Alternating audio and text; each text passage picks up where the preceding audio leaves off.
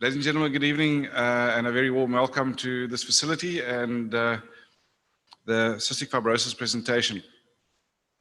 My name is Mark Philp. I'm a CF parent and I'll be leading the proceedings this evening, or the proceedings this evening. I think it must be a world's first to have a presentation like this in a motorcycle dealership. And the aim is, while it might be fun to get you all out of here with two-wheelers this evening to go home, I think more the aim is to gather, sort of sit back and listen to the developments and what has been happening in the cystic fibrosis world over the last couple of years. Special word of welcome to some of you that have come a long way. I understand there's some people from Johannesburg or Gauteng, KwaZulu-Natal. It's great to have you here. Also a special word of welcome to, there's a whole lot of people on the webinar that are listening to us and will be listening to the presentation this evening. That's for the older people who have got a frown on their face, because that's what I had, a frown on my face, is it's a connection to what's happening here, and they can see through a link what's happening, and they will be able to join in by adding some questions to the proceedings at the end of the evening. So they can see what you see, and it's great to have you here. I hope we're coming through loud and clear. First up this evening is Dr. Marco Zampoli, who's from the Red Cross Children's Hospital, and he'll be followed by a introduction of Dr. Mark Anstead, who's our keynote speaker this evening. And that'll then be followed by, after the keynote speech, a short question and answer session. And then I'll wrap it up. Dr. Mark Zampoli is a pediatric pulmonologist, and I had to practice that, pulmonologist, and the head of the Cystic Fibrosis clinic at the Red Cross Children's Hospital. He's also the current chair of the South African CF Medical and Scientific Advisory Committee. His interests and research are focused on cystic fibrosis in South Africa, with a primary focus on establishing a registry, which has been lacking for a long time, and investigating new strategies for diagnosing CF in the Southern African context. Dr. Marco Zampoli, please join me on stage. Thank you.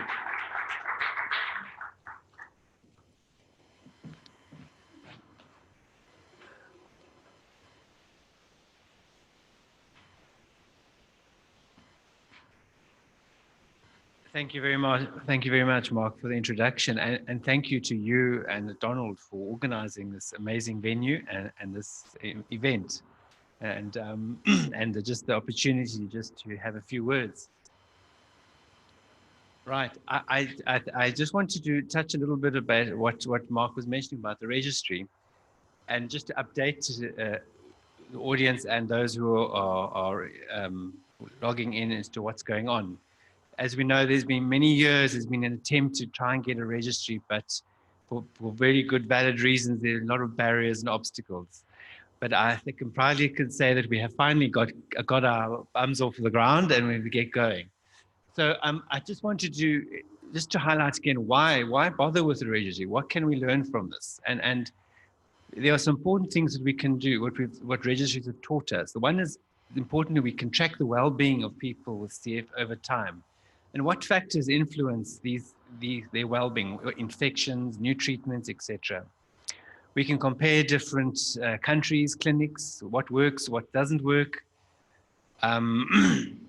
There's a drive to have patient-centered data collection. I know in the US, and our visitor can tell us, where patients have empowered by taking control of their health, and their stats, shall we say. Registries have been very helpful to identify patterns of disease, emerging infections, and you can prioritize certain areas where there's need. It's also a very important source of CF research, clinical trials, just to know where the people are, where they live, what genes they have, how they're doing. And certainly in these days, registries are an important source of ongoing monitoring long-term effects, especially in clinical trials.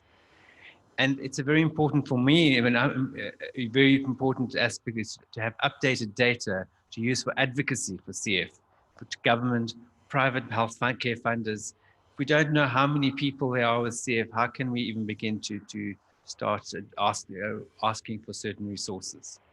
This is just data from the US, so you can see what registries that tell us. This is tracking the average survival of people with CF over time, and you can see an exponential increase. And this is important information which we've derived from registries to know that with time, what our treatments are doing. So this is the kind of information that you get from a registry.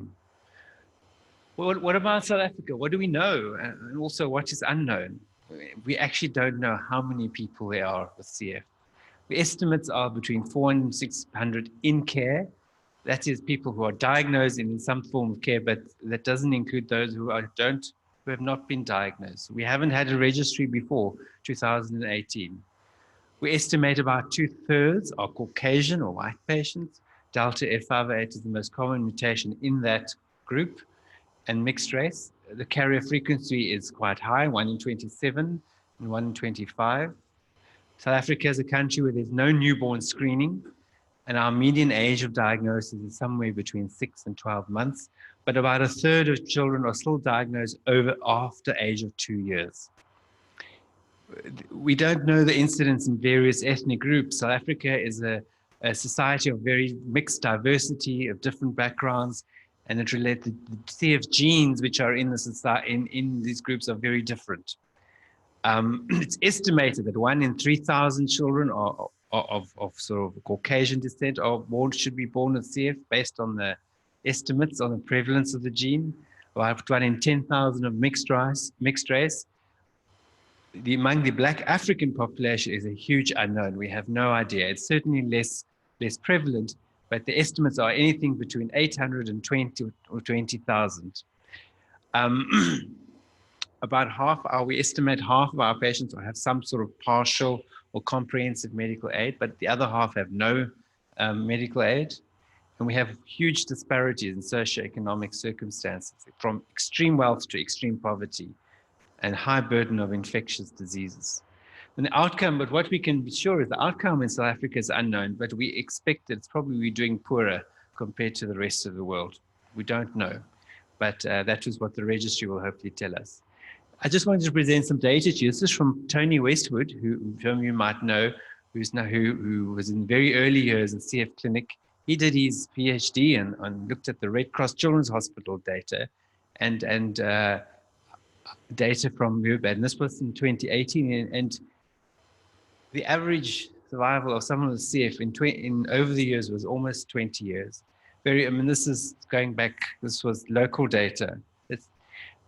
If you compared it, just to illustrate an example of the circumstances, if you divided it by race, there was a huge disparity between colored patients and white patients. And most of that there was early deaths in there. And this is mostly related to socioeconomic state problems at the time, and not specifically to the race. So there's some more recent data, and this is from our clinic and at Steve Biko Clinic on children looking at lung function. This is unpublished data, and we look at how our children in South Africa doing lung function compared to the US. And these lines are different time periods. In the 80s, and the blue is the most recent time, and here's your lung function 100% from the age of 6, tracked over time. And if we compare South African data with the same age groups, we can see we're doing significantly worse compared to, say, the US, about 20%. So there are indications that our people with CF in South Africa are not doing as well as they could. And we can explore the reasons for that. So that is the incentive for the registry, and what we have done, and I've highlighted here, the registry was launched in April 2018. And these are the centers which are so far the CF clinics, private practices, and also CF clinics in the government hospitals who have signed up in Johannesburg, in Durban, in PE, here and in Cape Town. And there are still areas which in Bloemfontein, it's uncertain, there isn't a centralized care We hope to, there's also in Gauteng, there are other centers which we hope to get on board, but this is so far who signed up to the registry. We started with calendar year 2017, so we're not looking backwards, we're starting on a clean slate, and it's every year we're going to update information on the same information on an annual basis. And so far, I'm proud to say we've almost reached 200 who have been captured by the registry. And this excludes the major government hospital clinics, the Red Cross Hospital, Tygerberg, Wits, Steve Biko, and KZN. So we are certainly on track to reach that 500-600, I think, that we know of. Just to understand how the registry has been organized, it's under the Medical and Scientific Committee, which consists of doctors and health professionals, and the SACFA, and the steering committee have sort of broad oversight over the registry. The various clinics and that will have access, an online database which you enter the information. People have to give their consent to adult parents, children. Everyone must give their consent to include your data. We wouldn't collect the data without the consent. It's a once-off consent, and that can always be retracted at any time if anyone wishes. Each center will have access to only their clinic, the information, so to protect the confidentiality. Myself, I'm the current national coordinator, and I have sort of full access to the registry. And through SACFA, we've managed to employ 2 part-time research assistants, Marlies Vroondorf, who's in Gauteng, who's doing an excellent job, and Pepe Cooper here in Cape Town. And they're being employed to assist us to collect the data from visiting the various clinics and doctors to get information. So this is where we are at the moment. As I said, there are important issues of confidentiality and governance, which are important. We don't capture personal information, but we don't want this information to get in the hands of people unscrupulous who pharmaceutical industry or someone who might abuse that kind of information. So we've had to go through a detailed ethical, we've had to apply for ethics consent from various research ethics committees to collect this data. People must give their consent. In this day and age, we can't collect data without consent. So far, virtually all we've managed to get all the ethical requirements that we need. And children themselves have to give their assent to collect that information. There are important things that you have to, strict criteria. And in January, I traveled to Brussels to part of the European CF registry at a committee where they invited me to attend. And so the South African CF registry is modeled on the same model as the European registry. The European registry is a collaboration of about 30 countries. And they collect quite simple information, but it's the essential basic information. So our registry has basically copied the same model, and we're collecting exactly the same information. So our plan is to incorporate South Africa into the broader European, as part of the European colony. South Africa will still remain a colony in some way or another. But I think it's important. It will raise the profile of South Africa in international platform. We also have, there are strict criteria for what constitutes a diagnosis of CF. There's lots of gray people in these days. A small proportion of people where the diagnosis is not so clear, very mild forms of CF. These days with advanced genetic tests, we're recognizing more and more there are mildest forms of CF which don't fit the typical picture, and we're uncertain yet what to do with them and how they would include them. But there are very clear guidelines as to, so we try to adhere to those in terms of including someone to be included in the registry must have a very clear diagnosis of CF. And I lastly come to the point of what are the challenges. We've had a lot of trouble getting permission to do this with ethics committees. It requires, and I think rightly so, it's there to protect people's confidentiality and the abuse of power, but it has been a process, but I'm glad to say we have finally got there. going through my initiative, there's a lot of missing information from people's medical records. In South Africa, we don't have centralized digital electronic record keeping. It's very much paper-based. For a lot of the older people with CFA, information when they were diagnosed, how, when is missing, and it's difficult to find. Importantly, there are still within South Africa areas where there are no facilities to diagnose CF. You can't do a sweat test. Genetic tests are very limited. You have to travel miles to different provinces to get a sweat test. So, and I understand reasonably that leads to a lot of children being missed, probably dying before they even diagnosed with CF. Our healthcare system is very fragmented. We've got a private sector, which is well-resourced. We've got a government sector, which is very under-resourced. And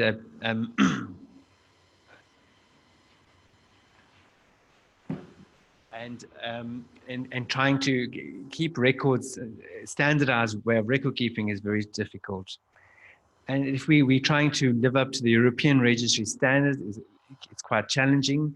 For example, it's quite in many European countries, it's quite normal to get 4 sputum tests a year. In South Africa, that's often not the case, and people sometimes have 1 or 2.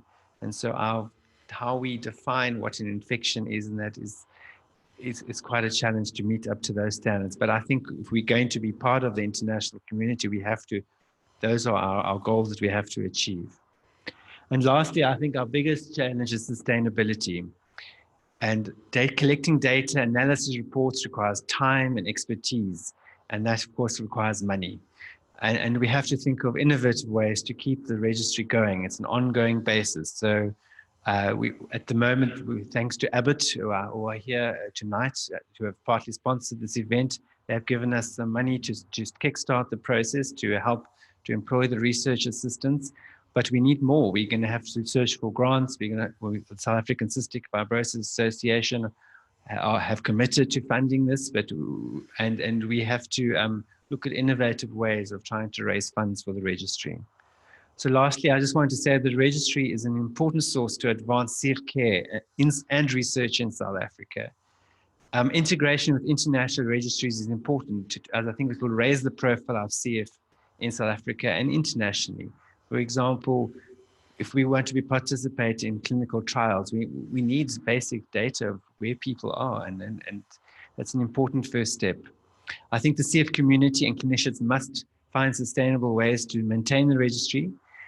And I encourage people with CF to sign up to the registry by linking themselves to centers and practices that are actually a part of the registry. And that brings me to an end. Thank you very much.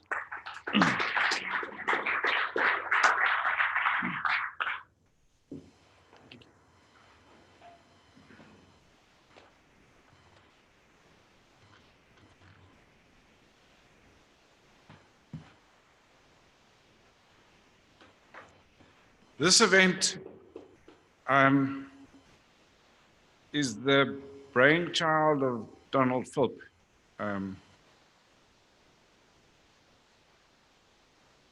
He's there. Donald is the son of Letitia and I, and he has a will to try and disseminate information where information is not available. And about mid-year, he decided that he wanted to invite Dr. Michael Anstead to try and disseminate some of that information and knowledge in South Africa. Invited him to South Africa for a week.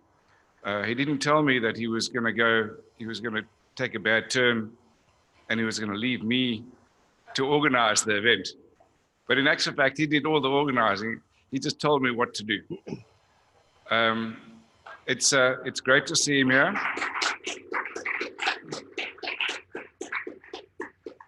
Dr. Anstead has been looking after Donald for the last 3 years, and Donald is at the moment, he spent some time in Lexington, Kentucky, where Dr. Anstead hails from, and he's now in Philadelphia on some trials and some assessments. It will be his greatest wish for him to have been here to host Michael Anstead, but it's not to be. But let's leave it to the Don to do the introduction of Dr. Michael Anstead, our guest speaker. Donald. Thanks, Dad. I just want to double check. Can you guys all hear me clearly? Maybe, Dad, if you give me a thumbs up, can you hear me? Okay. Okay, perfect. Before I start, I just want to, there's a couple of thanks I just want to give just briefly. And that's everybody that's traveled from Gauteng and KwaZulu-Natal and taken the time to come to the event. Thank you very much. I definitely have to thank Dr. Marcus Zampoli and Dr. Greg Calagaro for helping me get Dr. Michael Anstead to speak tonight. I want to thank Alween Pretorius from the Cape's Cystic Fibrosis Association for helping with all the invites and getting everybody together. I want to thank Rebecca Howard, Omnia PA, for helping with the coordination. She's actually just in the room just beside me. I'm actually standing in the X-ray machine, X-ray kind of room. I'm gonna have to be quick. So next, I want to just thank Abbott and Novartis for organizing a couple of things for this event and also some flights. I really appreciate it. Stephen Volhunter for the webinar in my absence. Thank you so much for doing this. And then a very big thank you to my dad for organizing and sponsoring basically everything you guys see here, from BMW Motorrad to the catering to the arranging. If anybody's interested in purchasing a motorbike, please speak to him afterwards. And then I want to thank last but not least, Dr. Anstead for being here and taking his time. I know he has a lot of responsibility back home and is incredibly busy. So I thank him so much for being here. So I do apologize that I'm not there at the moment. I'm currently in Philadelphia, in Pennsylvania, for a lung liver transplant evaluation. I was very fortunate to meet Dr. Anstead about 3.5 years ago through a connection in Stellenbosch. I think the main connection might actually be listening to the webinar, Bernard Fuch. I was also very fortunate to be one of the first people to actually be able to start the Orkambi, which is one of Vertex's second drugs that temporarily fixes the underlying cause of the CF mutation.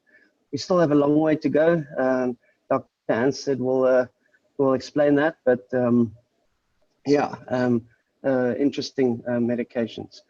I've subsequently been back to the US, back and forth a few times, and under Dr. Anstead's care, and I've learned an incredible amount of being in his care, and just a few tweaks, just a general infection prevention, along with aggressive antibiotics approach. I obviously have a little bit of more resistant antibiotics, and this has really helped with my CF regime. So he's an absolutely it's been an absolutely amazing experience to be in his care. He looks after about 300 CF pediatrics and CF adults, which he'll tell you, and he has extensive experience. So I would encourage each and everyone for you to reach out and speak to him afterwards. He is so willing to share his knowledge. He's a director of the Adult Cystic Fibrosis Clinic at the University of Kentucky. He is recognized for his roles in developing macrolide antibiotics as a therapy to slow progression in cystic fibrosis. And he has a very innovative approach to antibiotic therapy. He is renowned for his aggressive approach, which I can attest to. He has extensive experience in the lung transplant program at the university. And above all, he's an amazing man, an incredibly passionate and compassionate person with all his patients and everyone in his CF care. So please put your hands together for my doctor and friend, Dr. Michael Anstead.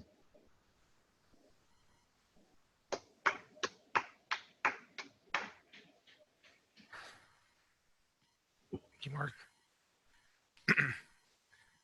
I hope it's hard to live up to that, Donald, but thank you for the very kind introduction. And first I have to take a minute and just thank everybody. I have to thank, I think, a lot of time patients are not just your patients, but they're your friends a lot of times. And Donald is definitely a friend and somebody who I learned so much from my patients, and you learn so much. So I always feel I get so much more out from my patients back than I give to them. So I thank Donald for all that I've learned from him, and I thank the incredible hospitality of the full family Mark has put up with me, but it was, what a wonderful family, and what a wonderful, everyone in South Africa has been so kind and generous. So it was really a privilege to be able to be here. Thank you so much. So I guess I need the pointer here. Did Dr. Zampoli steal it? He's known for that. So so to watch him there, if you got it. So give me just 1 second. We'll get going. Well, while I'm waiting, I want to reinforce the power of the registry. I think the registry that Dr. Zampoli has talked about. Make advances, you need hard data. Without hard data, you can't advance science. There's a lot of stories we tell, and we have different anecdotes we tell about our patients. But what we really need is hard data, and a registry gives you power. It says you have patients. Then the country knows exactly how many patients are there, how they're doing. You can say, our data is good, or our data is crappy, and you can do something about it. And it gives you a way to track things that's so important.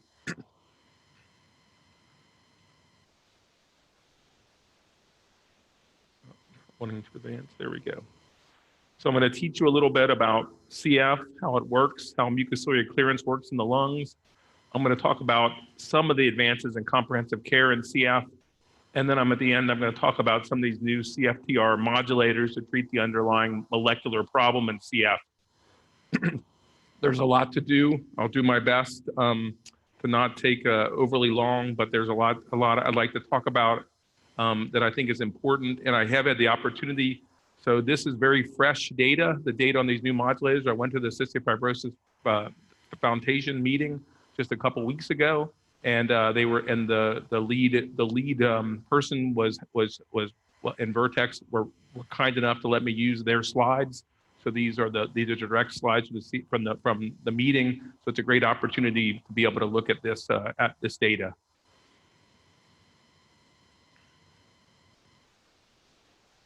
So as Marco discussed, this is CF is an autosomal recessive disease. It means both parents are a carrier, and then if you're unlucky enough, you get a gene from both of your parents and have CF. The incidence in the U.S. is about one. There are 30,000 plus individuals identified in the U.S. There are about 20. There's about 28,000 in the registry now. I guess almost 29,000. And then there's a couple of thousand others that aren't in the registry that have been identified. The incidence in the U.S., so in Caucasian Americans, is similar to South Africa, 1 in 3,000 or so. And then, but CF occurs in people of all ethnic backgrounds. So it's about 1 in 17,000 in Americans, and African Americans or Black Americans.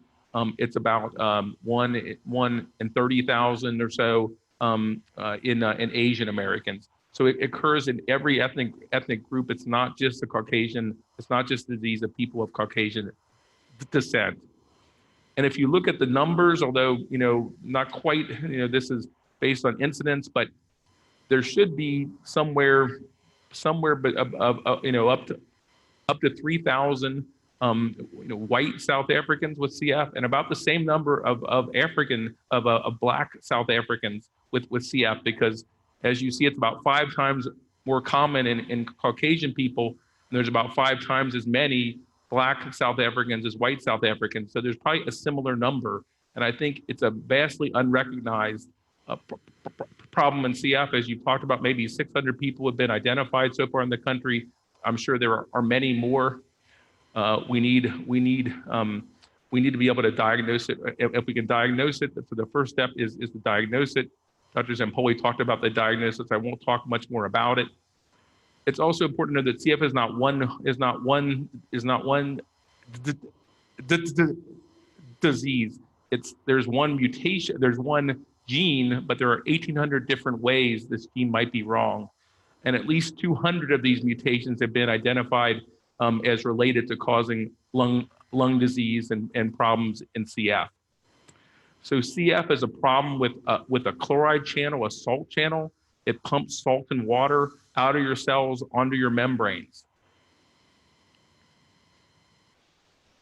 And CF affects not just the lungs, but the gastrointestinal tract as well, mainly the liver, the pancreas, and the intestines.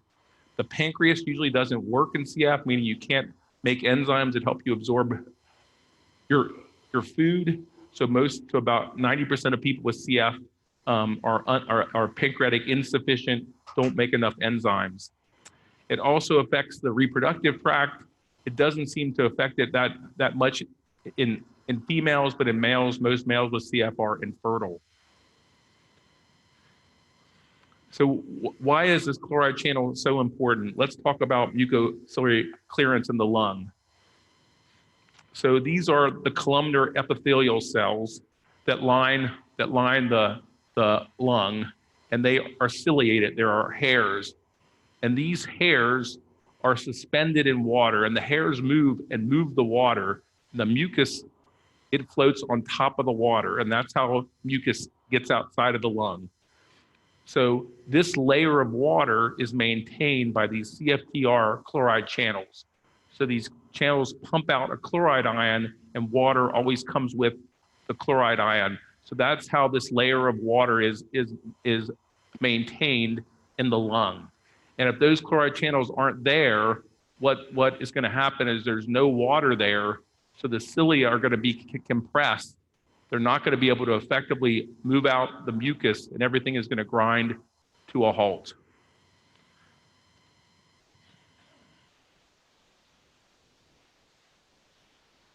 So in CF, we have a gene that doesn't work, and that makes a protein not work. So the protein that doesn't work is a chloride channel, is the chloride channel that we discussed.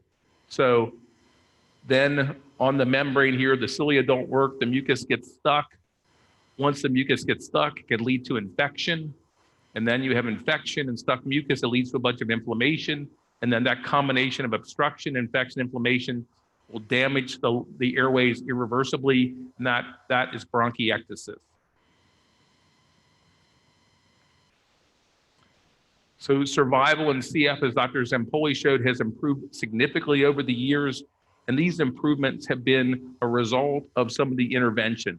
Good antibiotic, first we had enzymes, and then we had antibiotics and airway clearance, some specialized medicines in CF, like the RH Dornase, inhaled antibiotics, macrolide antibiotics have been important. And then more enzymes were developed that were a little better. And then, so everything that's on here, all up to here, actually these are hidden now, are all advances we made without any specialized sort of therapy. These are really, almost all these things are just good care, all care that's available here in South Africa, if we can get it to every patient and apply it in a uniform way. So most of the advances in the lifespan in CF have been from the kind of care that is already available. We just have to be better able to utilize it, be able to identify patients early. So a lot of the advances can be made with just very good medical care and a team approach to taking care of patients with CF. It takes a lot of effort to take care of patients with cystic fibrosis. Only on the very top here, which you can't see anymore, are the modulators, the CF. So here's the modulators are up here, and we'll talk about them. So they're the future of CF, but there's a lot that can be done before we have the modulators. I do think that modulators someday will be available to everybody. I'll talk about that a little bit. Maybe, I'm not trying to talk about like a pie in the sky sort of thing, but I do think at some point, it will happen. And we just have to continue to work together until we get to that point. So one of the most important advances in CF care is the nutritional status of our patients. We have better and better enzymes. That has been played an important role in improving the nutritional state. Having vitamin supplementation, salt supplementation, oral supplements, sometimes with a gastrostomy tube. I also think that newborn screening is critical. Newborn screening, when you can identify CF infants at birth, then you can get them the pancreatic enzymes they need, the nutrition that they need. And instead of diagnosing them when they're severely malnourished and sick, you can diagnose them early. And now, this is what it's true. This is what our babies look like. In the past, I remember taking care of, hundreds of infants that look just like this. And now when you see our babies with CF, this is how they look. It's just a completely different world. They're so much healthier by diagnosing them right at birth. Airway clearance has been very important in CF. I don't know if there's been, I think some of the, we do have some mucolytic agents, the Dornase or Pulmozyme I mentioned. Hypertonic saline is cheap as dirt. It's very, very effective in airway clearance. Every patient in CF, we can get on enzymes and hypertonic saline. There's more and more data that the effectiveness of hypertonic saline in CF. I think, and I think sometimes we underuse it because it tastes salty. It irritates my airway a little bit. But you look at the data, it's it's powerful data. So I think almost everybody with CF needs to be on hypertonic saline a couple times a day. Antibiotic therapy in CF has been extremely important over the years. There are several ways that we use antibiotic therapy. We're most used to using it during an exacerbation. CF exacerbations, we'll talk about an important time for patients with CF. Oftentimes a CF exacerbation results in a drop in lung function, and we have a hard time being able to get that lung function back. And if we're able to get it back, it's so important. If we can't get it back, then the patient loses lung function. They're one step, and they drop down another step on the ladder. And this actually is, I'll mention it, and not that Donald is on here, so but this is what happened to Donald. Had a severe exacerbation, and was doing very well, but now isn't doing quite as well. We were able to get him back some of the way, but not all the way. So it means a lot to people to treat exacerbations effectively. We also can eradicate initial infection with Pseudomonas. I'll talk about that just a little bit in this talk. And then also when you have chronic infection in your lungs, we can suppress it with nebulized antibiotics. And all these are important in maintaining lung function in CF. We used to do a lot of tune-ups, routine, and they still do this in Europe and some places in Denmark. That is has fallen out of favor in the US, but it still might be the right thing to do. But we used to give antibiotics regularly to people with CF with significant infection to kind of knock down their infection. Although now we usually just treat people if they have an exacerbation, but it's really unclear which of the strategies is better. We might need to research it more. I do think that it's possible that maybe even prophylactic antibiotics could be helpful in CF. In your airway, you actually have some proteins that fight infection, and in CF, for some reason, those proteins are inactivated. So maybe we could give a nebulized antibiotic to keep infection away. It's been studied in small studies, but there's never been a good study. I think there's still a lot of study. There's so much we know in CF, but so much that we still need to study. So let's talk about a little bit about this eradication of Pseudomonas. So Pseudomonas is the bacteria that most of us associate with CF when patients who have cystic fibrosis, when they come in and cough up this nasty stuff that's green and kind of shiny, that's Pseudomonas. That's what's called mucoid Pseudomonas in general. And what happens when Pseudomonas, so for some reason, Pseudomonas can stick better in your lungs in CF. We don't know exactly why. We think there's some changes in the membrane that let it stick better than other bacteria in the lungs. And what happens initially, it grows in your lungs and it's in small little groups. But then when there's enough of it, it secretes a substance of what they call a quorum sensing molecule, and it lets it know, okay, we got enough to set up shop in the lung. And then it starts to grow in a biofilm, in a group of organisms, and it produces this stuff called alginate, and it covers itself with this alginate. And once it does that, It's protected from the immune system and protected from antibiotics. And once you get to this mucoid state, it's not going anywhere. It's set up shop. It's made a decision to live in your lungs. And it's going to live there as long as you're alive, probably. So, but if we catch it early, before it's become this mucoid pseudomonas, antibiotics will work. It's sensitive to antibiotics. And most of the time with a combination of nebulized and oral or IV antibiotics, we're able to eradicate it. So in the initial, so there's different types of therapy that they use. Actually here, Dr. Zampoli has talked about, he uses gentamicin, has been very successful, kind of equally successful to what they've shown up here, but it's usually some combination of an inhaled antibiotic. That's the main part of it, plus maybe an oral antibiotic. The oral antibiotic is less important than the inhaled antibiotic. There's also some data that we've published as well, that if you fail initial eradication with inhaled and oral antibiotics, giving IV and inhaled antibiotics might then lead to a successful eradication.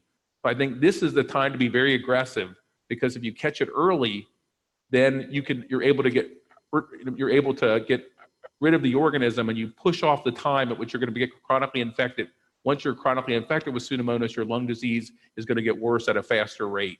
So this is the time to be aggressive. This is the time to use IV antibiotics if you need to. If the oral and inhaled antibiotics don't work, use IV and inhaled antibiotics. This is the time, because if you can avoid it, then you'll save on use of antibiotics in the long run. So in the U.S., using this strategy, the prevalence of these bacteria has gone down. The prevalence of Pseudomonas has gradually been reduced in the United States, up from into the 60s to into the 40s. So a significant reduction, and the same thing has happened in Europe, using the same strategy in Europe. But they are far ahead of us. They're like at 30%. Overall, the prevalence of Pseudomonas is down close to 30%. We talked about these exacerbations. So the clinical course of CF, over time, you lose lung function year after year, but it's not a smooth decline of lung function. These drops of lung function that you're seeing they're associated with an exacerbation. So patients will be doing well and everything's fine. Then they have a severe exacerbation. They drop their lung function. We give them antibiotics. We fight, and maybe sometimes we are pretty successful. We get their lung function back up to almost where it was, or maybe as high as it was. But then things will go on for a while. Then they'll have another exacerbation, and maybe we don't treat it very successfully, and it drops down even more. And then we try something else, and maybe we make some improvement, but we never get them back up to the place that they were.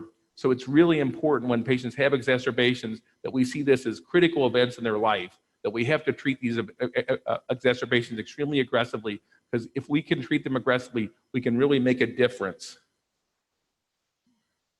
I'll go back. So if we're able to treat them aggressively, we can really change the curve. So if we treat them aggressively, then we're going to, if we don't treat them aggressively, they're going to have a rapid decline in lung function. But if we're able to treat them aggressively and effectively, then we can really make a significant change in the slope of decline of their lung function.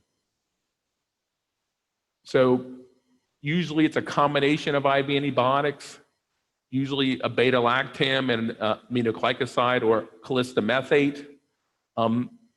And we have to give higher doses than normal because these bacteria are sequestered in this, in this alginate, and so we need to get higher doses so we are able to get into the lung and then get into the bacteria to be able to treat the patient. Usually it takes a couple weeks to treat patients. That's not written in stone. We're doing some trials now to see. There does seem to be kind of like a group of people that respond early, and then people that don't respond as well. It may be that people respond early, maybe a 10-day course is enough. Maybe they don't need as long a course. And it may be people that don't respond until later need a longer course of antibiotics. So they're doing some trials now, what's called the STOP2 trial, to try to determine if we can treat some people less and some people need more, to give us some guidelines. Because this 14-day, was kind of, it was picked out of the air. You know, we knew it takes about that much time to get people better. Maybe it's a little bit less, maybe it's a little bit more on average. But I wouldn't go by one number. I'd look at the patient. How does the patient feel? I always talk about if they feel better, do their lungs sound better? Is their lung function better? And then there's some markers like the CRP, which measures inflammation, and the white count. If we look at those things, look at all those things, we can make a determination. Have we done everything we can do to get the patient back up to where they should be? Have we gotten them back up to baseline? Have we kept them from losing lung function? Because that's the most important part of treating an exacerbation, is that loss of lung function. We don't want them to lose lung function. So now we're talking about a new era of CF. In the old days, when I talked about CF, you know, I would say this patient is such and such and they have CF. And, you know, I didn't have to tell you anymore. They just said CF. Now I said, you know, what's the mutations? I need to know the mutations. Every medical student has to tell me right away what the mutations are. The mutations are going to be key to the future of cystic fibrosis. So as I talked about, it's not one. Cystic fibrosis is a variable disease. There are over 1,800 mutations that have been identified so far. There are 5 classes of mutations. So the class 1 mutations, you make a protein that doesn't work at all. There's a stop signal that makes you make a protein that's short and is dysfunctional. So there's no function at all. In the class 2 mutations, which most patients with CF have, that the most common mutation in CF is delta F508. And my experience in South Africa is it's very similar to the US, that there's delta F508 is by far the most common mutation that we see. So the interesting thing about this mutation is you make a chloride channel that could work, but there's a mutation in a critical point, and it changes the shape of the molecule. So the molecule has to kind of get into the Golgi apparatus where the finishing touches are put on it, and then once it's in the Golgi apparatus and kind of finished up, then it makes its way up onto the membrane. So it goes into the Golgi apparatus, and then it makes its way up in the membrane. But if it has this delta F508 mutation, it can't get into the Golgi apparatus, so it gets stuck inside the cell. And once it gets up on the membrane, it doesn't open up as well as normal, but the main problem is it just stuck inside the cell. But it could work if we could just get it up on the cell, just up on the membrane, we could make it work. The class 3 mutations are gating mutations. These are mutations where the chloride channel is on the membrane, but there's a part of the chloride channel that has to bind another molecule. It has to bind something called cyclic AMP. And when it binds cyclic AMP, this other molecule, it opens up the gate. So for people with these mutations, the chloride channel is on the membrane, but the part of the molecule that binds the cyclic AMP to open up the gate doesn't work. It won't bind cyclic AMP, so the gate stays closed all the time. So these mutations, even though the chloride channel is right on the membrane, it's a very serious mutation because no chloride is going to be able to get out. The class 4 mutations are a problem with the pore itself, the channel itself, or the chloride. Maybe the channel itself is too small, or the negative charge in the channel is higher than it should be, so the chloride can't move out very well. But some of the chloride does make it out, but not as much as normal. So those are called conductance mutations. The type 5 mutations are a problem with the transcription. That's how well you make the protein. So you make a protein that works, but your transcription, the factory that makes the protein, is ineffective. So it doesn't make as many copies of the protein as it should. So you have some chloride channels that work, but there aren't enough of them. But they're still on the membrane, and you can still rev them up if you want to. So they're still approachable, and you can do something about it, but there aren't enough of them. So let's talk about these classes of mutations and how we're going to fix them. Basically, there's 2 problems. You either don't have enough chloride channels on the membrane, or the chloride channels that are on the membrane don't open up as well as they should. So there are 2 types of drugs. There's a corrector and a potentiator. A corrector puts more chloride channels on the membrane. So if our quantity of chloride channels is reduced, then we need a corrector to get more chloride channels on the membrane. The second type of problem is you need a potentiator for. So here you have a chloride channel on the membrane, so either it doesn't open up or it doesn't open up as well as it should, or maybe there are chloride channels that are there and maybe we can rev them up and make them work overtime. But that's a problem where a potentiator might help. It helps the chloride channel to open up better, helps and get more chloride out. So all the drugs we're going to talk about are either going to be a corrector or a potentiator. And the other good thing about CS, if we, so we want to get the chloride channel to work better. We don't need to go all the way up to 100%.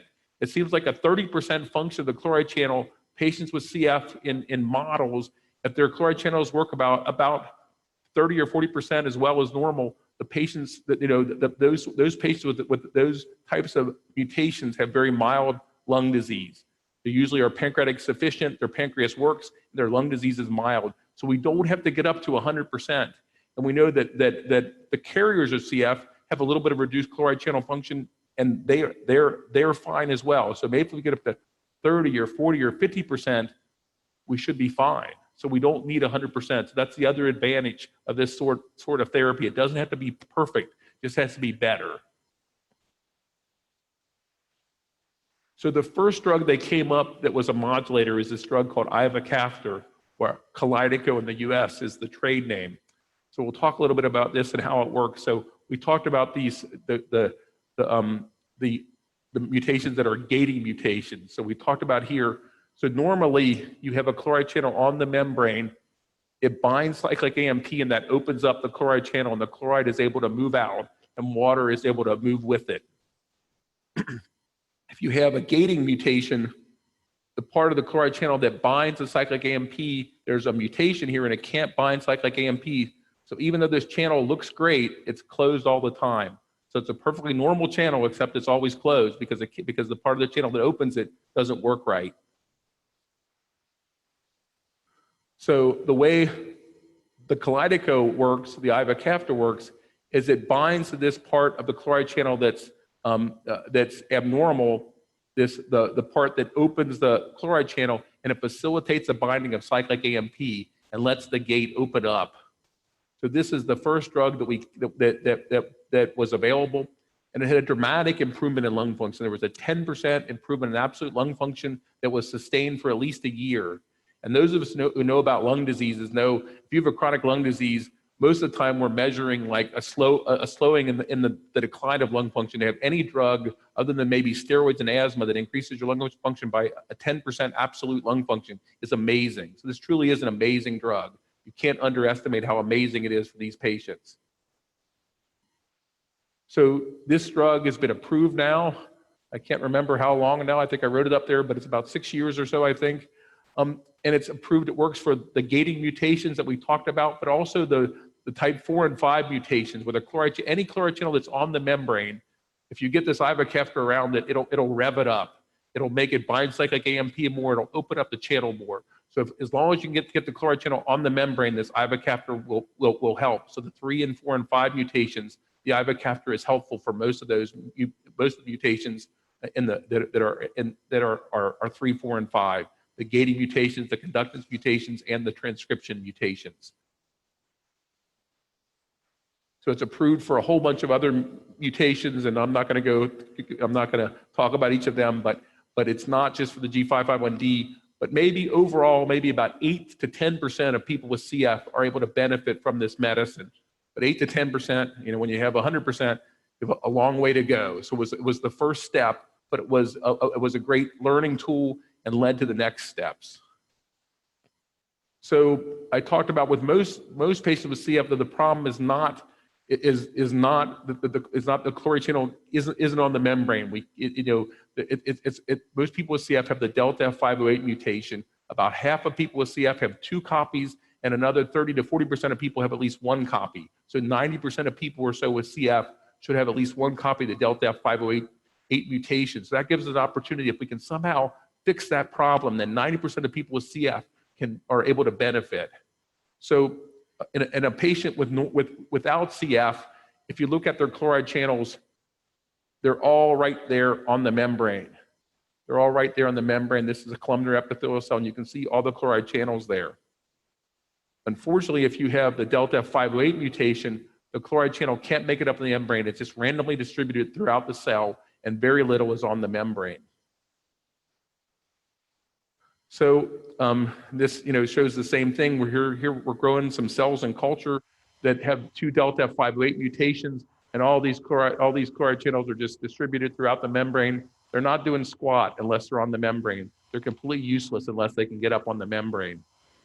So they basically looked at thousands of compounds in these cultures of cells and see if anything. Then they would take pictures. They would look at the fluorescent analogs right before and right after they incubated it with these compounds. And they eventually found some compounds that would get the chloride channel on the membrane. So this is the first compound they figured out was lumacaftor. So this is looking at lumacaftor. So if you have the Delta F508 cell, if you stick it in with some lumacaftor and wait, then these chloride channels are going to end up on the membrane. So the lumacaftor is a corrector. It gets the chloride channels from inside the cell up to the membrane. Lumacaftor was the first drug, and we'll talk about that. And then after that, there's also another corrector. The name of the corrector is tazecaftor. So, and they're both about the same in effectiveness. So the first drug that came out of this, well, sorry, one second more. So also too, they also determined that, so if we get the chloride channel on the membrane, we get a bump in chloride function, but it doesn't seem like it opens up as well as it should. So if we added a potentiator, if we added the ivacaftor, then it revs up that cell and helps it to open up better. So it helps the chloride channels on the membrane to open up better. So if we just have the lumacaftor alone, maybe we got a 15% of normal chloride channel function. If we add the ivacaftor, maybe it goes up to 25 or 30%.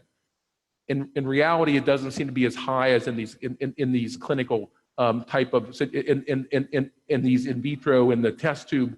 It's higher than it is in real life, I think. But I still think probably patients on Orkambi and Symdeko, these drugs that combine corrector and a potentiator, maybe they're getting up to 5% or 10% function. But 5% or 10% is a lot better than 0 or 1%. So it's a step in the right. It's a step toward cells that work better and better lung function. So the first drug that came out with this is Orkambi. Orkambi only seems to help people that are Delta F508 homozygotes. It was approved for Delta F508 homozygotes. It seems to be particularly safe in children. There are some side effects with it. It was approved in Europe because so the Orkambi only had about a 4% improvement in lung function. It did show a significant reduction in exacerbations, but because it's expensive, way too expensive, I'll say, it's been hard to get approved in Europe and in Australia and in Canada. They're still working on it. And then after that, Symdeko became available. That is tazecaftor and ivacaftor, similar in efficacy to the Orkambi, not really that much better, but it seems to be more uniform in its effectiveness. It seems to cause less side effects, be a little safer, and also less interactions with other drugs. So the Symdeko is the platform, the tazecaftor and ivacaftor for the new molecules that they are coming out with. So as we talked about, with the Delta F508, the chloride channel function is very low, and people that are Delta F508 homozygotes, their function is very low, 0 or 1%. If we could add medications to treat these patients, ivacaftor, the Orkambi and Symdeko, not quite as effective, but we can improve the function some. But we have to get the function up even higher to really offer the best outcomes for our patients. So they knew that they weren't done yet. So they talked about, well, what else are we able to do? Can we get new modulators? Maybe we need to combine modulators. We're changing the way these things work is they change the shape of the protein to get it into the Golgi apparatus. And the shape is affected at different spots in the membrane. So basically, if you have another molecule that affects it at a different spot, it can get it in the shape better and kind of get it into the keyhole better. So they think it'll be more effective They thought it would be more effective to add another molecule than to change the molecule that they had. They thought adding a third molecule would be the most effective way. So they added a second molecule that would be a corrector to change the shape of the delta F508 and get it into the Golgi apparatus so it can get up on the cell. So, and the modulators that we have now, the Symdeko and the Orkambi, are only effective if you're a delta F508 homozygote, that you have 2 copies of the delta F508. We know of people with the ivacaftor, you don't need 2 copies of G551D, you just need 1. You shouldn't need 2, but because they're not very good at what they do, they needed to have 2 copies to be effective. But maybe if we have better drugs, then maybe we can help people not just with 2 copies of the delta F508, but also with 1 copy. So that'll dramatically increase the number of people that we could help from the 50% range up to the 80 or 90% range. So that would be a dramatic advance. So that was one reason that they wanted to do it. And then the second reason that they knew they needed it was because, you know, the Kalydeco and the Orkambi and the Symdeko are an advance, but it's still not near what we need. It improves the lung function a little bit. It slows the decline of lung function a little bit, but we have a long way to go. So they said, so we need to try a new generation. We're gonna add a third drug, a second corrector, and they looked at 2 separate ones at the same time. So they're really working hard to make sure that they can find some drug that would really help. So Vertex did two trials. We're going to talk about the phase 2 trials now. The data for these phase 2 trials for these 2 molecules. One is Vertex 659. The other one is 445. The phase 3 trials are almost done, and they'll be done soon. But this is the data for the phase 2 trials that's very encouraging. So this trial was just published in the New England Journal of Medicine, which is considered to be the premier journal of medicine in the United States. So very high level trials that have to meet the highest level of standards in order to get published in the New England Journal. These are very well done studies. So basically we talked about, we were looking at in a phase 2 trial, it's a relatively small trial. We want to show that something's safe and has a signal, an efficacy signal. Maybe it won't be enough to show a significant improvement, but it'll give us a signal to determine whether additional trials are necessary. So they did 2 randomized controlled trials, one with the Vertex 445 and one with 659, and they looked at patients who were delta F508 homozygotes, had 2 copies of the delta F508, and also people with 1 copy of the delta F508 and another mutation that was called a minimal function mutation, which means that mutation, that the drugs don't affect it at all. It's a mutation that we don't have a drug for yet. So it's only working on the 1 copy of the delta F508. And they looked at people in all phase 2 trials. It's usually just at adults to start with. In phase 3 trials, they'll add kids, but so it was all adults. They had documented CF. They had lung function between a 40 and 90%. And they were and basically this was added to their usual type of therapy. So their standard of care therapy, this was an add-on drug to the standard therapy that they were on. Nothing was removed from their therapy as part of the trial. So these are the characteristics of the patients. They're very similar in the 2 groups.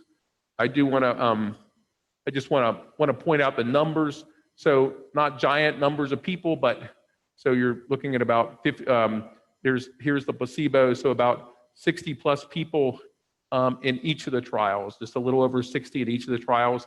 And they looked at a trial, phase 2 trial, usually there are different dosing strategies that are used to try to determine which dose they should pick for the larger trial. And in the people with 1 delta F508 mutation, they had to be on Tez-Iva first because these patients, so the standard of, for people with 1 delta F508 mutation, they just had a screening period. There isn't a therapy for those patients yet. We don't have any drugs that are effective, so that the placebo group is a true placebo group, and they were put on 3 different doses of the 659 and the Tez-Iva together versus a placebo. They were treated for a 4-week time period, and then there was a follow-up period. And the same was true for the 445. There was 3 different doses of the 445, and a placebo, and then a follow-up period. And here's the data on lung function. So after 4 weeks of therapy with these drugs, there was a 13.3% improvement in lung function in the highest dose in the people with the 659, and a very comparable improvement with Vertex with the 445 compound, 13.8% with the highest dose. So dramatic improvement in lung functions, even better than the ivacaftor. So certainly incredibly encouraging improvements in lung function. If we looked at sweat chloride and symptom scores, we also saw a dramatic reduction in sweat chloride. At the highest dose of 659, a 50-point reduction in the sweat test. So if your sweat test was 100, it came down to a 50. So dramatic improvements in sweat chloride. Not quite as much with the Vertex with the 445 molecule, but still a 39 reduction in sweat chloride, still a dramatic reduction in sweat chloride. That's compared to Orkambi and Symdeko, which just had a few points of reduction in sweat chloride. So this is dramatic improvement and a massive improvement in symptom scores. So about a 25 for both drugs improvement in symptom score. If you have to put this in perspective, if your symptom score improves by 5, that's considered to be clinically significant. This went up five times higher than 5. If we would have seen 5, we'd have been happy and said, well, that's a good drug, it's a 5. We'd have been happy with a 5, but it's a 25. So this is really unheard of to have these sort of improvements in symptom score. It really is dramatic. So these are the people that had one copy of the Delta F508 we discussed. Now we're going to talk about the people who are homozygotes. So once again, a very comparable group of people. They did a smaller, so they did the one copy first, then they did then they did the homozygotes afterwards, and then so they just used the highest dose because they saw the highest dose was the effective dose in the heterozygote trial. So there's just our two groups. There's a placebo group, but the placebo group has to be on the Tez-Iva. So they're always, so since there is an effective therapy for people that are Delta F508 homozygotes, they have to be on that therapy in order to compare the two groups of people.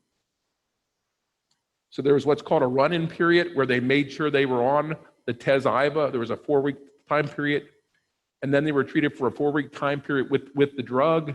There was also 4 weeks of being on the Tez-Iva again, and then a safety follow-up. And then they looked at the results at the same time at day 29.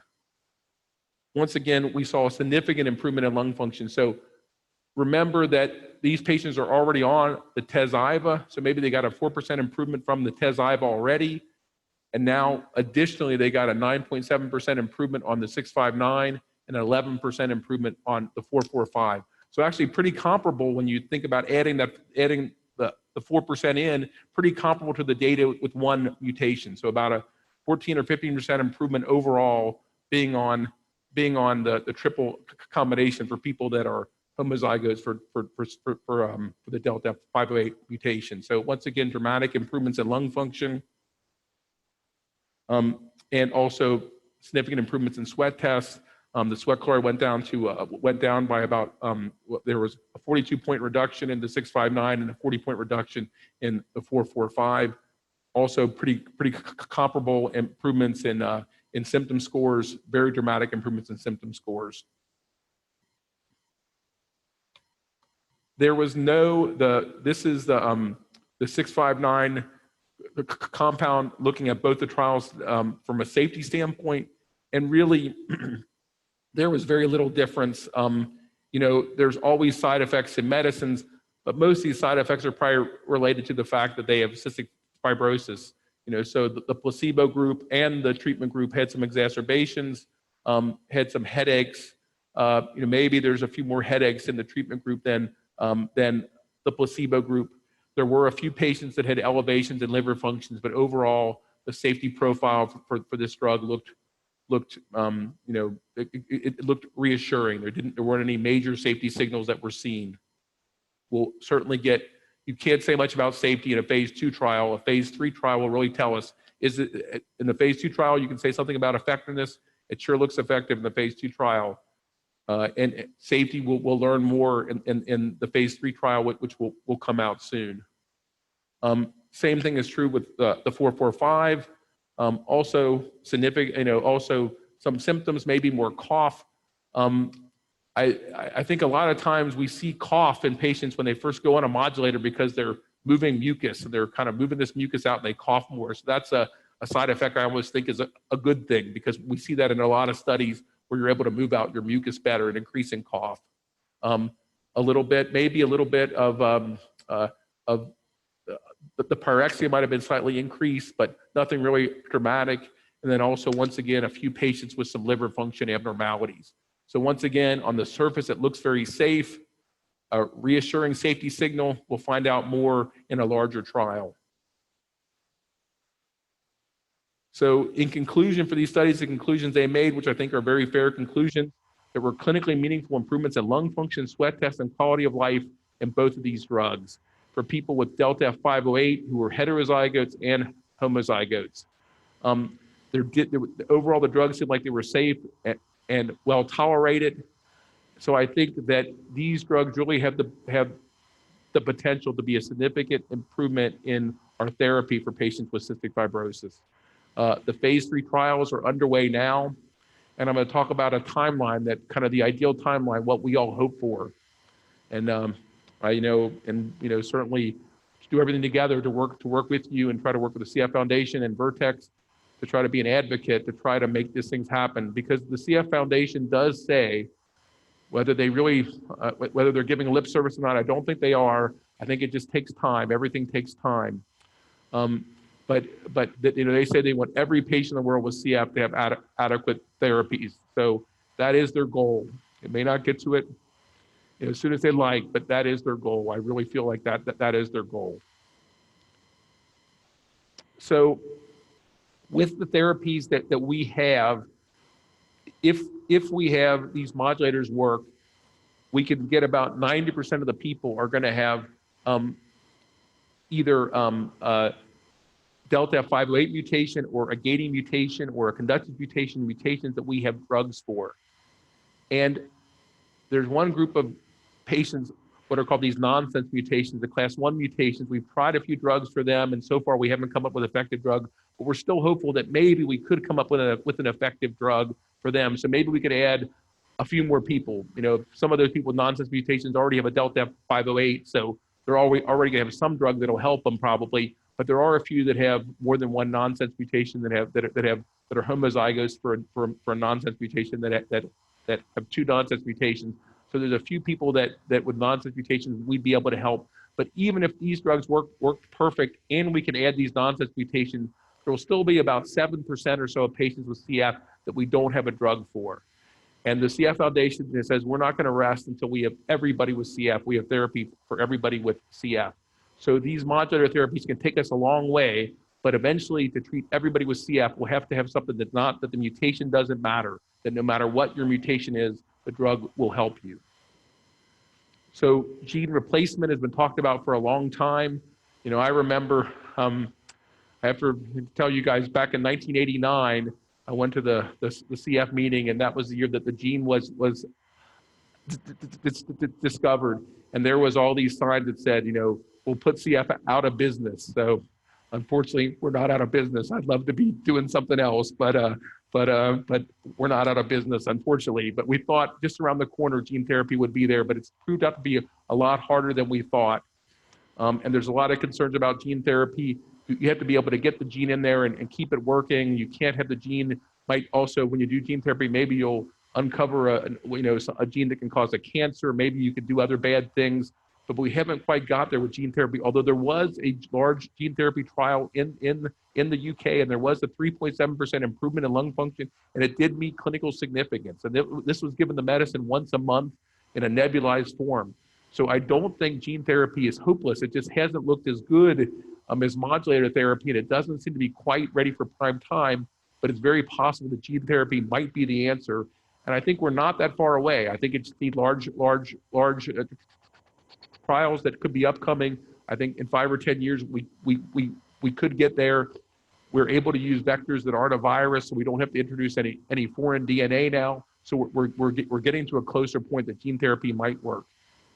And there's even possibilities of gene repair in the, in utero. They can actually repair the DNA. It seems for some reason that in a fetus it's more open to repair. But they've done some trials in fetal rats that they can repair the gene in these fetal rats. So maybe you can even repair the gene, and maybe it's possible you can have a therapy where your genes are repaired, and maybe that's it. Maybe you don't need anything else. That sounds crazy and fanciful, but it's not impossible. And they're working on those sort of things. Maybe you can actually replace the protein. Maybe you can nebulize some sort of chloride channel and it just get incorporated into your cells. There's a lot of different ways, things that could help everybody. And they aren't as fanciful as they sound. And they're really working on these things in the real world. And hopefully someday we'll need a therapy like this for everybody with CF in order to have a therapy for everybody. But here's the problem: money. Money is always the problem. These drugs are ridiculously expensive, absurdly expensive, unethically expensive, if you ask me. But we're working toward it, so there's no, but when ivacaftor first came out in the US, insurance companies didn't balk much because there weren't that many patients, so it's kind of like the analogy that I can invite one person out to dinner, but I can't invite out the whole hospital, or you can invite your team out to dinner, but you can't invite the whole hospital. But now the whole hospital is there. Everybody with CF, needs these medicines that are very expensive. So we'll have to overcome this cost problem. But I do think that there's hope. So this is the timetable that I hope will happen with modulator therapy. So I think in the spring, I actually said enrolled. It should be the drugs the trials are enrolled now. The trials will be done in the spring of this year for Vertex. The phase 3 trials for 445 and 659. Then Vertex will look at it and they'll decide which drug they think is more appropriate in order to get approved by the FDA. Maybe both of them, but I think initially they'll pick one or the other. They'll pick one horse or the other horse, and they'll put it up to the FDA. Generally, the FDA for these type of drugs has a 90-day time period to say yes, no, or maybe. So hopefully by this time next year, these drugs will be approved in the United States. I think it's almost a given that by this time next year that we'll have these drugs available to people in the U.S. So not only people in the U.S., I think this will dramatically change things, because you'll have now 80% of the patients or so with very effective types of therapy to make their cells work better. The drugs will be approved down to age 12. We won't quite have it. They'll have to go through a phase where they can get it down to younger and younger kids. That'll take some more trials, but these drugs probably will be available next year. And I really do think, when the Kalydeco came out, when the ivacaftor came out, Europe didn't fight it too much. Of course, it didn't cost so much. There weren't that many people, but most places in Europe were able to get ivacaftor. In Canada, they're able to get ivacaftor. In Australia, they're able to get ivacaftor. But these drugs are going to be so much more effective. I think it's very unlikely that they're going to be able to I think the patients and their families are going to knock down the doors until these drugs are available.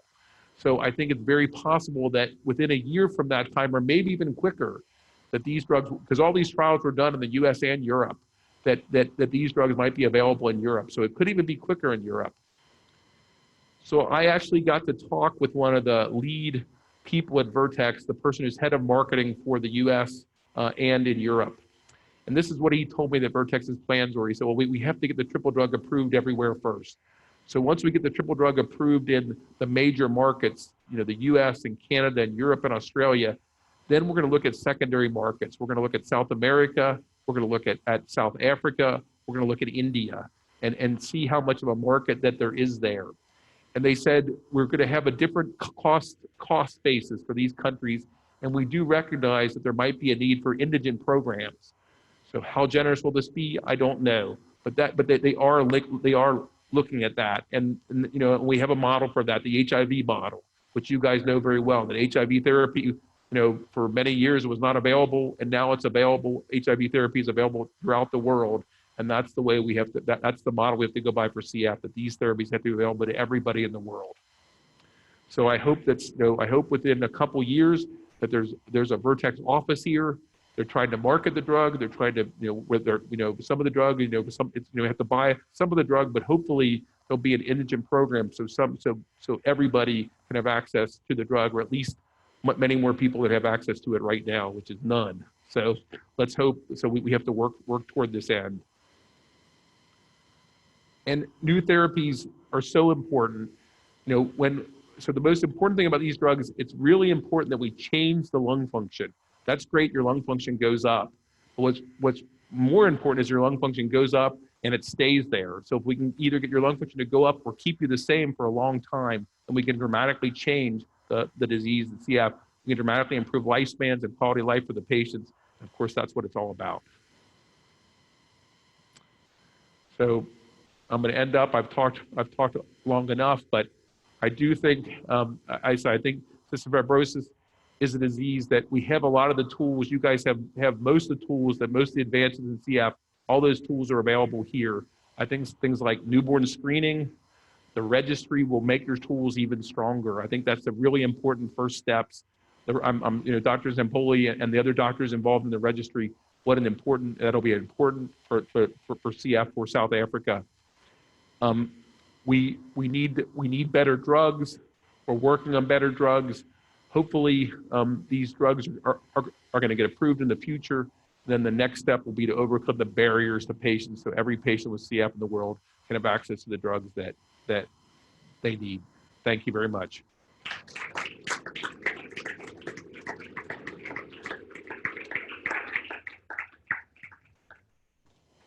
So I'll be happy to answer any questions. I'm usually not really happy to answer questions. I hate questions, but I'll answer them. So, and there's also some questions online, and I'll try to look at those if I can, and I'll do my best.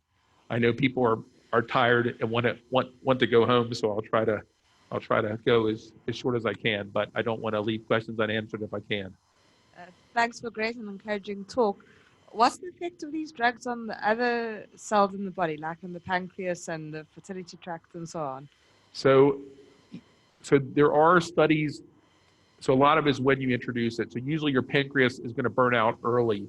Some patients with CF, patients with meconium ileus, which is the only newborn screen that we had for many years, and your only newborn screen here when they have meconium ileus, their pancreas is already burned out. Once it's burned out, you're probably not going to help. But if we can introduce these drugs very early, so in the studies, ivacaftor is now approved down to 12 months of age. We'll probably get approved down to 6 months of age soon. And patients that ivacaftor was introduced early, they've actually seen patients that their stool elastase, which measures how much enzymes are in the stool, that the stool elastase went back up to a normal level. So it's very possible that if you can introduce these drugs early, not only can you help lung function, I hate to be so encouraging, but really, if you introduce these drugs early, then your pancreas could stay, it could keep working for some people. And then also, when patients with CF are diabetic, it's because their pancreas is burned out and their islet cells die. If your pancreas isn't going to burn out, then the incidence of diabetes should also go down. So I think important complications in CF that these drugs could make a dramatic amount of difference. But you have to introduce them early. That'll be the key part, getting them approved down to 6 months of age, and et cetera.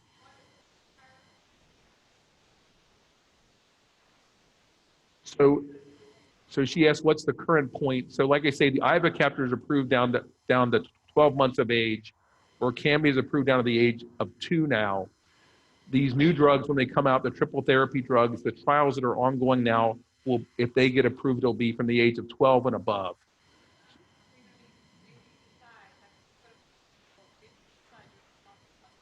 Well, I think from a medical standpoint, we would think a drug that makes your cells work better, that the earlier you introduce it, the better. The companies that are paying $15,000 to $20,000 a month for these drugs may not feel the same way. The patients may not feel the same way, and there are risks to these drugs. Some patients will get liver function abnormalities, but my gut is that if you have a drug that will essentially make the cells work almost like normal, when you want to start it as soon as you could, I think that's going to be the case. And in general, these drugs have seemed to be safer in kids than in adults, not the opposite. Kids, or can be, there's almost no side effects on Orkambi in kids and adults. I had a lot of side effects.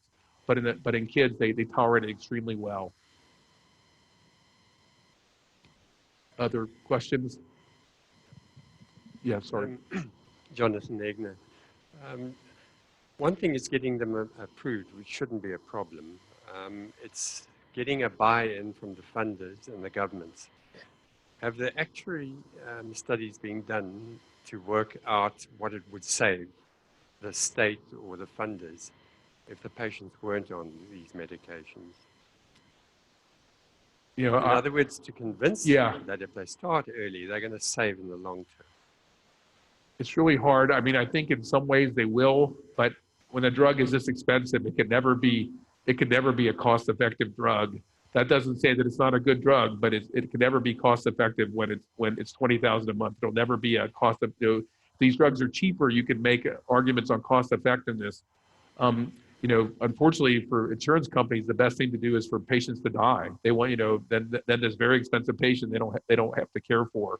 So that's the unfortunate reality. So I don't think we can. I think we can say that, these are 6,000 people who are citizens who we care about and love, and they need to get the best possible care for their CF, and they deserve the same chance as everybody else. But I don't think we'll be able to make the economic argument unless these drugs are a lot less expensive. But now maybe things like newborn screening, which is very inexpensive, you might be able to make the economic argument that we can keep kids out of the hospital, we can make them healthier, they could not be hospitalized as frequently. But for these drugs, it's going to be hard to make that economic argument because they're so outrageously expensive.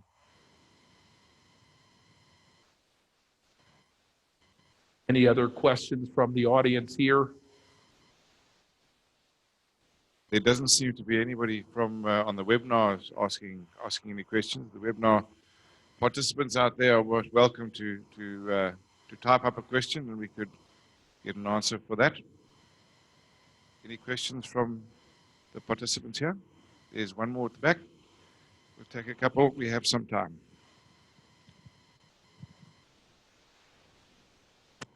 Sorry, it's not a question, it's really a comment. So you were taking the HIV analogy. So in the dark days of South African history with AIDS denialism, one of the main ways that patients could access antiretroviral therapy was through clinical trials. So there's a long discussion that we have here as to whether our patients with cystic fibrosis should be able to be included in clinical trials where they potentially have access to effective therapeutic agents. The problem with that, and I sit on an ethics committee, is the availability of post-trial access to those drugs. And in the current climate, I think it's very unlikely that these drugs would be provided post-trial, which means that the patients would potentially benefit during the trial if they're assigned to the therapeutic agent, but after the trial, it would then be removed. So any benefit that they had during the trial would be taken away, which as an ethics committee, we would not say was acceptable. So my feeling very strongly is that, and I know there's a number of parents and family members of people with cystic fibrosis here, is that there needs to be considerable pressure made from a human rights perspective by the family members and patients with cystic fibrosis, that in fact they have the right to be included in those trials and they have the right to post-trial access on a compassionate basis on an individual human rights capacity. If you look at population scale ethics, I don't think we're going to be able to motivate. If you're just looking at cost effectiveness, number needed to treat for X benefit, but I don't think that that's the point here. And I think the other point is the issue of cystic fibrosis as an orphan disease, rare and orphan disease. If you take cystic fibrosis in isolation, yes, it's a relatively rare disease. But if we take all the orphan diseases in South Africa and we put them together, it's no longer a rare disease. Yeah. So if we look at all, a number of SMA, they modulated therapies available now as well that those patients with SMA don't have access to. So there is a place to, in fact, put those resources together and to stand up and advocate for patients with these orphan diseases. I think your comment is very good. There are, so the CF Foundation is starting to work with India. The possibility there might be trials in India, and all the same problems will exist in India that you mentioned here in South Africa. I think the other thing, so these are things that have to be overcome. It's not impossible to get the drug without trials, but trials could speed up the availability of the drug, and I agree with that. I think there'll be ethical issues regardless. Then It'll be the people that go in the trial, then they get on the drug, and maybe they can stay on drug, and then nobody else can get the drug. That'll be very hard as well. But nonetheless, that might be the reality of things, and I don't think that's necessarily ethically wrong. But that is a possibility. You know, for a lot of these trials, there are very long periods of open label studies. So that's not impossible. I do think that it could happen without a trial. And like I said, I think one of the most important things to get the CF Foundation interested is the registry. If you guys have a registry and say we have 3,000 patients in South Africa with CF, or 4,000 patients, or 5,000 patients, or 6,000 patients, all which possible, and say that we have a list of them all, we know their mutations, that's very powerful. And that's very powerful for drug companies to be interested. So I think that's a very powerful thing to have a registry. I think that's one of the first steps in being able to participate in clinical trials, is having this sort of data on patients. So I really, so I'm dedicated to find any way we can to raise money and help Dr. Zempoli to make the registry a reality for the patients of South Africa. And that'll take a lot of cooperation. Let me mention just one last thing too, and then I'll try to shut up and answer the questions. But the Cystic Fibrosis Foundation was built on the backs of the parents of patients with CF. Parents of patients with CF are some of those powerful people in the world. And they've done, they're the ones who built the CF Foundation. And all this happened because of very concerned parents. And I'm sure there's no more concerned parents than some of the parents in this room and some of the parents that are listening. So, I mean, getting together, working together to have a unified Cystic Fibrosis Foundation of South Africa is also very powerful. And that lets you unite with other foundations in other countries. So that's also an important step. But you need to all work together. The centers have to work together. They have to be able to communicate between centers and work toward having a centralized Cystic Fibrosis Foundation of South Africa that would work toward the goals of the country, that could unite with other foundations like the North American CF Foundation, the Canadian CF Foundation, the European CF Foundation, that they could be a partner. Just before we go to the webinar, we have one question from the floor. No, it's incredibly commendable what is being done. And if you look at the primary immunodeficiency registry, which is also in South Africa, only been started recently, and how that's made a difference to diagnosis and information and accessibility to tests and so on. I think the primary immunodeficiency registry, the oncology registry, and so on, they illustrate exactly what you've just been saying. And then from a practical point of view in children, how is this drug presented? Because one of the big HIV problems is actually to get, are they capsules? Are they nebulized? These are pills. Right now, she asked her, what are these drugs? They're a pill. Right now, they're a twice-a-day pill, although some of the studies were done on a once-a-day pill.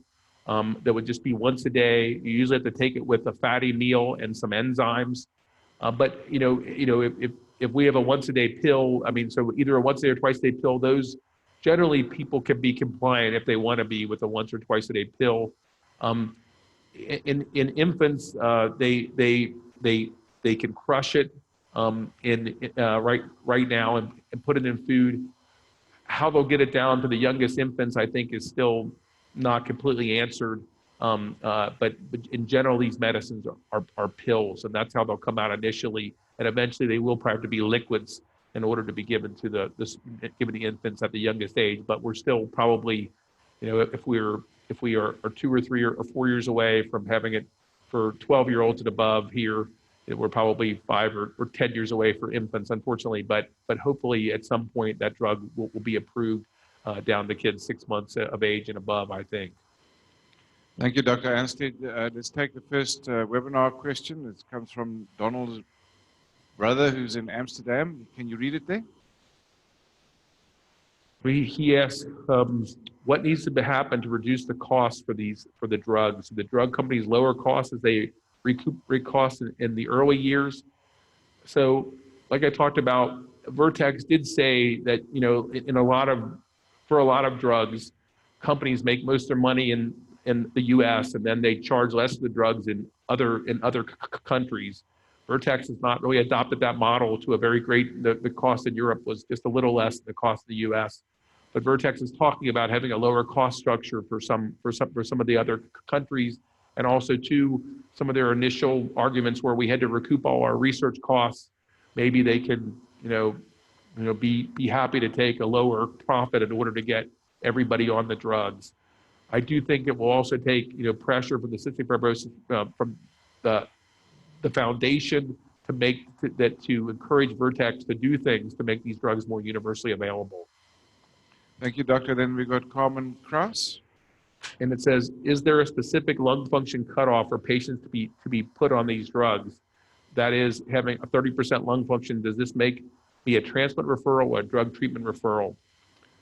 Well, I think it could be both. I think it's always, I think when your lung function is at 30%, that lung transplant is a possibility, and it's always better to start to look at that earlier than later.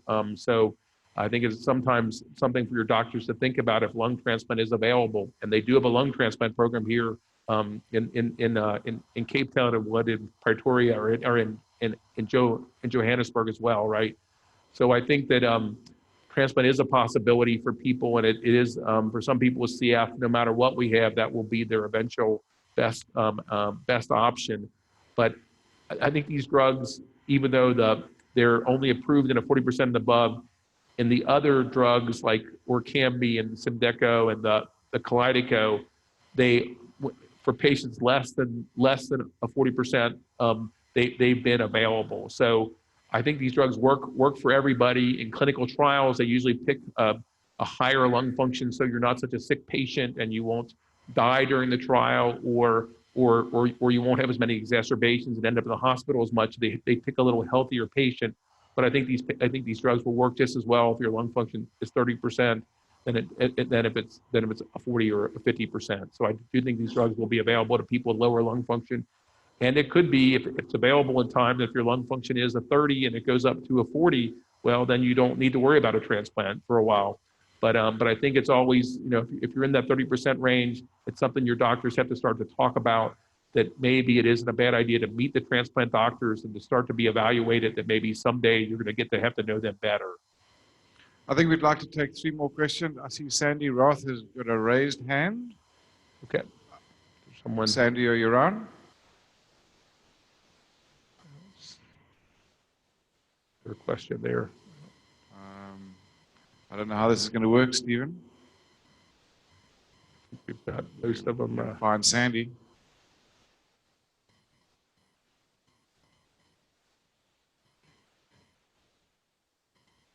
There at the top. A question, sir.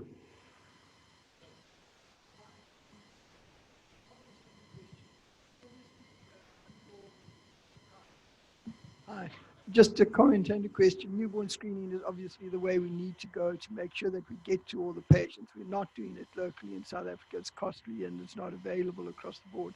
But again, if we pooled our request for it with other, newborn screening programs, it would perhaps entice, buying from private and maybe from public as well.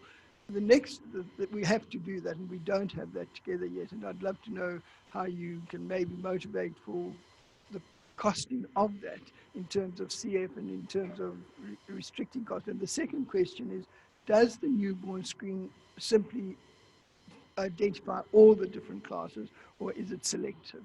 So it's pretty darn good. So the way newborn screening works for CF is you measure, you take a blood spot, you stick the heel of the baby, and you can collect the blood on a card, what they call a Guthrie card. And and then that card can just sit and be dried, and you can mail it in or whatever. And what we measure is something called the IRT, the immunoreactive trypsinogen, which is a pancreatic enzyme. So babies with CF almost uniformly have some pancreatitis in utero. Their pancreas is inflamed. And about 95% of babies with CF will have an elevated IRT. So it doesn't pick up every mutation, but at least 95% sensitive. So even these mutations that are more mild, they seem to have some pancreatitis in utero. So about 95% of the babies can be picked up by the IRT. Then, of course, we have to take the top 4 or 5% of IRTs. So if we just take the IRT alone, we're going to be seeing a lot of babies in clinic with possible CF. So that's not a feasible thing to do, you have to do a second tier. And either you can either do a mutation analysis and take the most common mutations in your country, and those that had a positive IRT, you could look at the mutation analysis for those that had a positive IRT, and then you could use that to determine if they have two mutations identified, then they have CF, and you're just going to confirm them with the sweat test.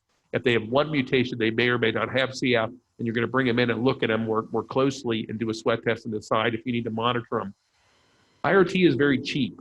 It only costs about $1 or less per patient.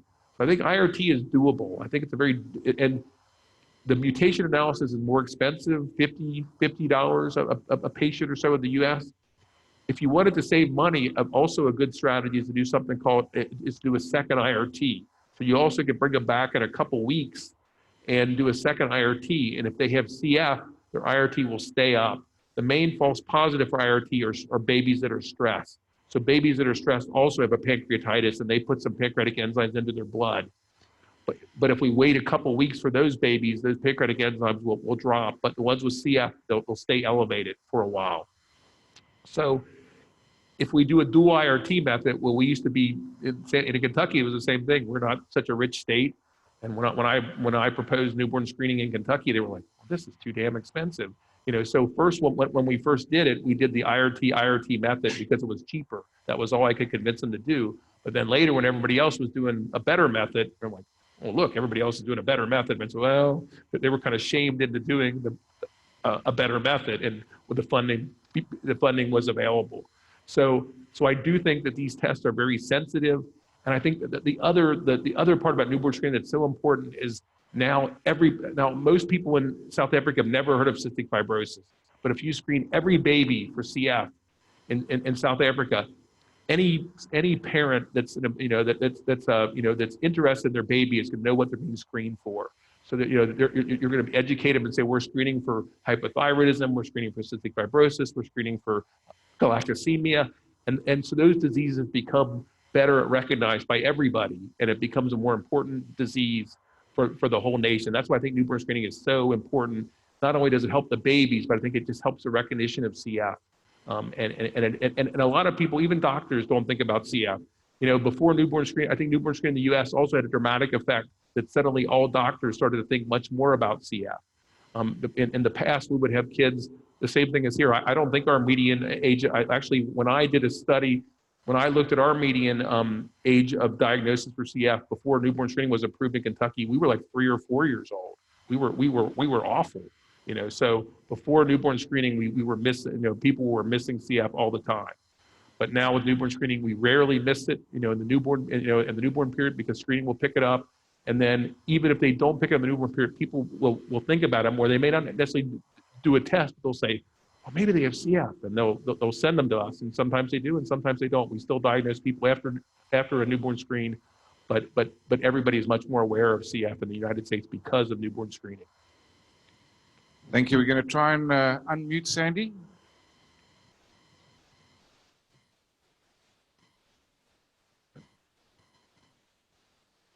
And he seems to have gone.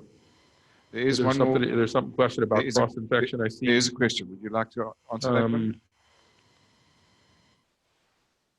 So the next question, there's a couple more questions, and then we probably should end up. And it says, to what extent can organ donation and transplanting assist the problem? How common is lung transplant for cystic fibrosis? So lung transplant is always a last resort. Lung transplant, it's a great thing, but it trades one set of problems for another set of problems. Usually it's a good trade for patients with CF, but we still want to wait as long as possible before getting a transplant. But some people with CF, when your lung function reaches a 25% or 30% range, particularly if you need oxygen all the time, that's the best predictor that you need to have a transplant. But the tendency in the U.S. has been to start to recommend earlier referrals, so the doctors can see you when you're healthy and see. It's really hard when the doctor sees you, the transplant doctor sees you, and you're very ill and you're hardly getting around. But if they can see you when you're healthy, and then they come back and see you when you're worse and say, gosh, I got to get them back to where they were. I got to get them back. So I think early referral is important, but lung transplant is just a small part of CF. Our goal would be that nobody with CF ever needs a transplant. That's my goal. But luckily there are doctors like Dr. Caligara around take care of patients with CF with a transplant. It's available here in South Africa, but it's still a last resort. Okay, she's gone again. We'll take the last question. Last question here. If a person only cultures Pseudomonas in their lungs, but MRSA and Pseudomonas in their sinuses, how easily can the MRSA spread to their lungs? The reason for this question is that sometimes it never gets to the person's lung, but cross-infection spreads easily. How is this possible? So the lungs and the sinuses are both part of the respiratory tract. And probably if you have MRSA in your nose, eventually it'll get down in your lungs, I think. There are ways to get rid of MRSA, of MRSA. There are protocols to eradicate it, like the Pseudomonas, and those protocols are important. MRSA is a much bigger problem in the US than it is here in South Africa, but it's still a problem. It does spread easily, but all CF patients, I think another thing that will become increasingly important as you build up your CF clinics is infection control measures. You know, we gown and glove for every patient with CF. We're very aware of every time a patient with CF uses the spirometer, we wipe everything down, give them a filter, and then if they have a really bad bug, we actually change the whole, what they call the pneumotac. We change the equipment completely and take it to get sterilized. So we're very concerned about the possibility of spreading infection from one patient to another patient with CF. And that's something that the standards for infection control will also have to be increased over time, that we have to avoid. And some of these bugs like MRSA and this bug called Burkholderia cepacia seem to spread easier, but all these bugs can spread between patients with CF. So infection control is an important issue as well that we'll all have to be more aware of as time goes by. Thank you very much. I'd like to thank Dr. everyone Anstead. again. Thank you all for inviting me. Please give him a warm round of applause. Thank you.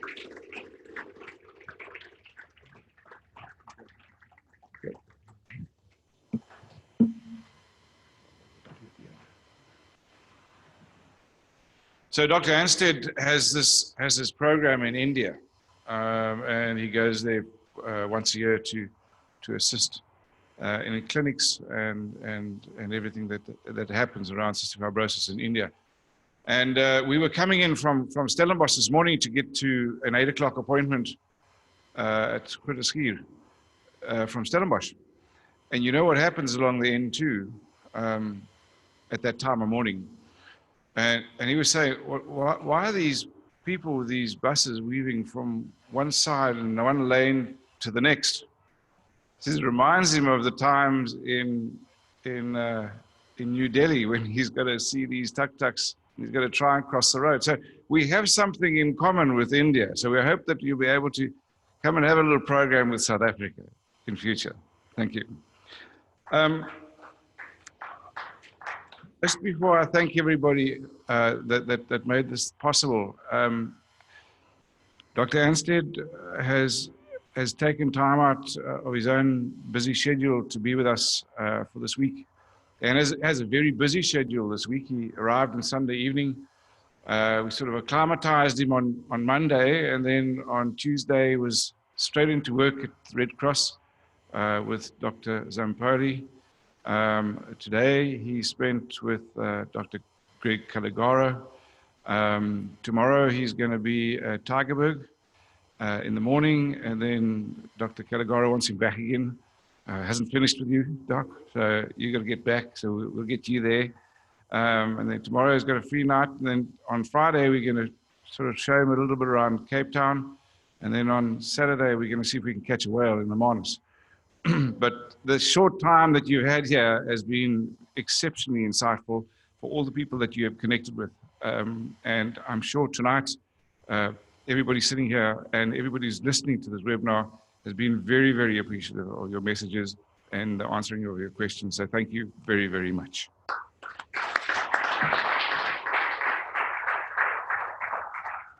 I have a small gift as a token of our appreciation for you.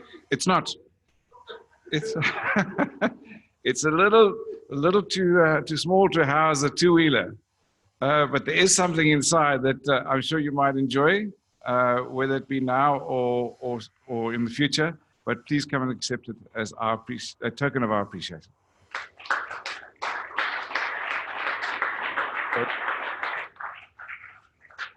Just wanted to one more time just thank everyone. Thank you all so much. It's been such a great experience to be here, and there are so many special people that I've met, and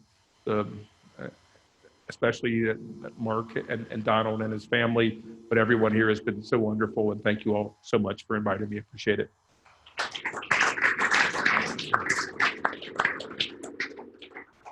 Just before I wish you a good night, there are just a couple of people that I'd like to thank. But before I thank them, Marco and your registry, we wish you all the best. We know it's a tough task. It's come from naught. And I like the fact that you put the peg in the ground in 2017, you're going to take from here. And I urge everybody to give him as much support as you can, so that we can build this registry and actually become a voice, as opposed to something which is not a number at this present moment. But to you and to Dr. Greg and to, I think, Dr. Paul Wilcox and to all the doctors that have really spent and still do a lot of time with the cystic fibrosis community, we really appreciate the work that you put in. It's a task which carries a lot of emotion to it. So you are saints in our lives. Thank you. Then, just to Neil Berry and his team, Donford Motorrad Cape Town, thank you very much for the facility, and thank you for being here and helping us put this evening together. To Rachel, who did a lot of the organizing, thank you very much. Must be a thanks to Jake Easton and his tribe team, along with Rick. Thank you very much for putting all the eats together. And there's a lot more of it there, so please, the Donford Motorrad Cape Town guys are going to eat it. If you don't eat it, we'll take some of it with you. And then to Steve and his team, I worked with Steve many times, and every time Steve is there, you push a button, it works. And that certainly does help. So to all of you, I wish you a very good night. To the people on the webinar, to you too. Dr. Anstead will be around to answer any questions. We haven't put him to bed early before now, so why change that? But yeah, he's struggling with a bit of a jet lag. Anybody who comes from west to east does do that. But thank you very much for your patience. Thank you for your attendance, and we wish you good night.